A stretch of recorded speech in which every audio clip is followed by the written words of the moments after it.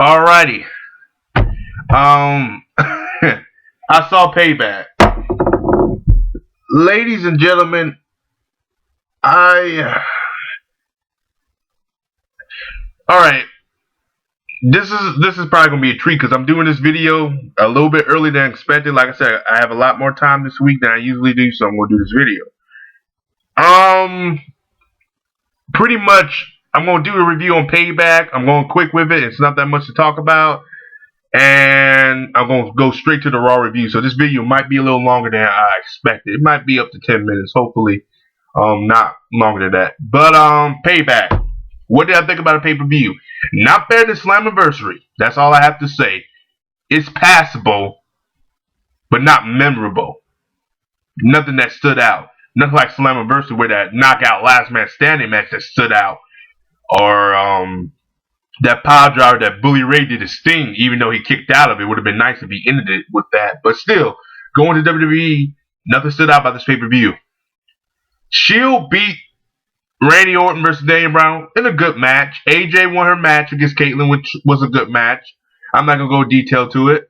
Dean Ambrose versus Kane. Thank God Dean Ambrose won. And I want to talk about the good and the bad. The bad, I'm going to start off with John Cena. I'm going to talk a little bit about him, but I'm going to talk more about him on Raw. That was just stupid. Pretty much, it's just retarded. John Cena winning that match was just made no sense. Didn't really help nobody. And all it did was just make John Cena look like a dominant champion yet again. Like, really, do we need to see this again? Like, the guy has already won, like, so many matches. And the sad thing about it, Ryback has yet still won a match this year. Ryback. It's sad because this guy was, at one point, was over. One of the biggest, over like a few months ago. And now he's not even. Turning him heel was a big mistake, and I bet WWE gonna recreate that, turn him back face. But we gonna be like, "Fuck you! You screwed us over," and it's gonna hurt Ryback's career. It's really gonna hurt him because WWE needs to stop letting John Cena do what he wants. For Ryback, if they were gonna turn him heel, build it up, not just turn him heel just like that. They should have had Mark Henry taking him on instead of Ryback. Hell, I wouldn't mind seeing Ryback versus Sheamus in a good series match. That would be interesting. But no, they didn't go that route. They put Ryback first, and they fed him to John Cena, and it didn't do nobody justice. All it did was make John Cena's ego go up, and and Ryback deserved that championship. He really did. If he was a face, yes, but as a heel, no. And I knew he wasn't going to win due to the fact that, he's Ryback and he's a heel. And Cena beats heels for the championships. Unless it's a tweener like CM Punk, but we all know that has to be some stipulations. Like, CM Punk won his first match, helped with John Laurinaitis, and CM Punk beat, John Cena again when he put his foot under the ropes. Just politics bullshit. Anyway, the good. Curtis Axel, the Axe, won the Intercontinental Championship. This was good. I kind of feel bad because Fandango ain't gonna win it now. But hey, he deserves it. He really does deserve it. I know he was emotional too. He probably never thought he'll win this title. Hell, I never thought he was gonna win any title. But I'm happy he's winning it, and his character, cool. Hopefully, they keep the train running with him. But I think they moving away from him and Triple H, which I thought it would have been good if Triple H would have gave him the rub here at Payback, but Triple H ain't that type of guy. He ain't gonna do that. But yeah, this was the only good about this pay-per-view for me. And everything else was kind of a CM Punk return, but come on now, we knew Punk was gonna win. So the bad, this made no fucking sense whatsoever. I'm gonna repeat this again. Made no sense whatsoever. Turning Alberto heel. Okay, that makes sense because he wasn't getting no reaction. Having Ziggler lose the belt, no. Bullshit. Bull fucking shit. They could have done a different way to do this. Having Alberto lose, what they should have done is have Dolph Ziggler kept his belt, but he was unable to able to compete and Dolph Ziggler get disqualified.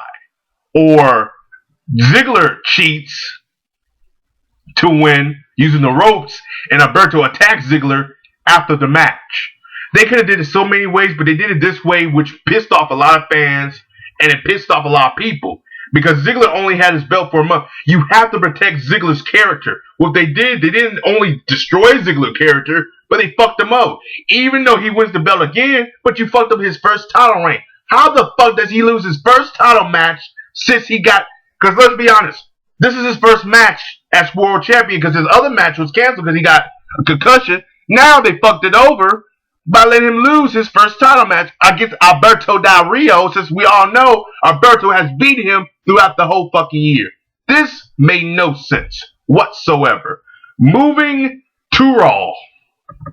Christian came back. Okay. Not too excited, but alright. Christian looking pretty old. I think Christian, he should, clean up and just, give it up now. But hopefully he sees he's going for the world title again. Okay. I mean, been there, done that, seen it. You were a chicken shit heel and you were pretty good at it. And God, you were Orton, bitch. So hopefully he gets a good title reign again, and hopefully the WWE gives him a better reign, because last reign was just bullshit. But I digress. I'm happy Christian back. I hate, like I said, Wade Barrett, he's going down the toilet. He's going down the toilet. He's going down the toilet. Now, in this video, Mark Henry had this whole retirement thing, yada, yada, yada. It was a farce, and now we know John Cena's going to take on Mark Henry, so Mark Henry's going to put him over at Money in the Bank. Okay, moving that along, John Cena had one of the worst promos, one of the longest promos I have ever seen in my life. This promo made no fucking sense. He was going on, talking about the fans, how you're booing me because I'm not your favorite superstar. You're booing me because I'm not this. You're booing me because of this. I'm like, dude, we're booing you because we're tired of you. That's it. I mean, we don't hate you. We're just tired of you. You always in the spotlight. You always main event. You don't put people over. I don't know the last time he put somebody over cleanly, as in somebody who got the 1, 2, 3 without no interference. Oh, that's right. Dave fucking Batista in 2008. That's the only person. But he was already a world champion. So people say Mark Henry's going to win. Mark Henry ain't going to do shit. I love Mark Henry, but he's going to put him over. Then they're going to say John Cena lift up Mark Henry. A 400-pound man. I've seen this shit already. Moving on. Alright. This is just bullshit. The good thing came out is Brock Lesnar and CM Punk.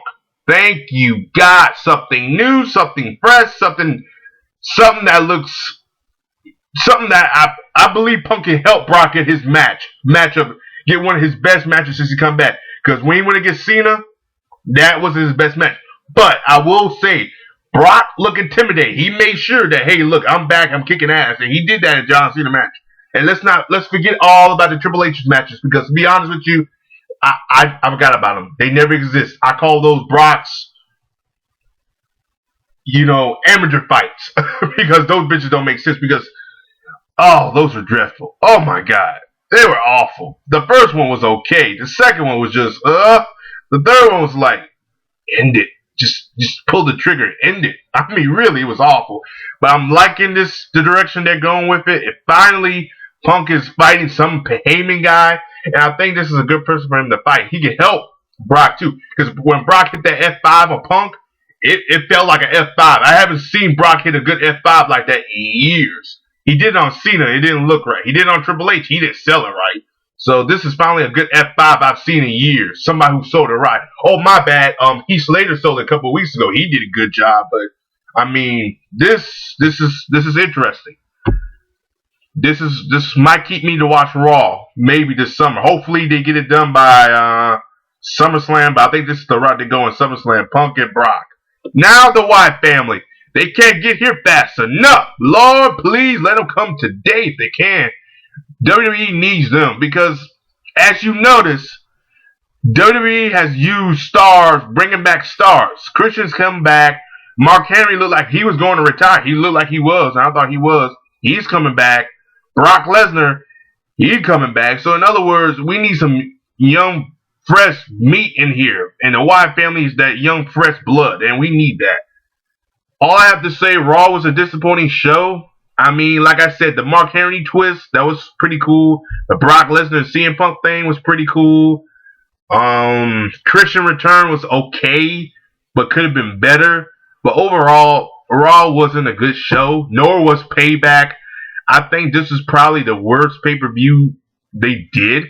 Maybe Payback was the worst one, but overall, I'm not even going to, you know, complain about it no more because this is what we get with WWE now. So it is what it is. Leave your thoughts and comments below. Like and subscribe, and peace.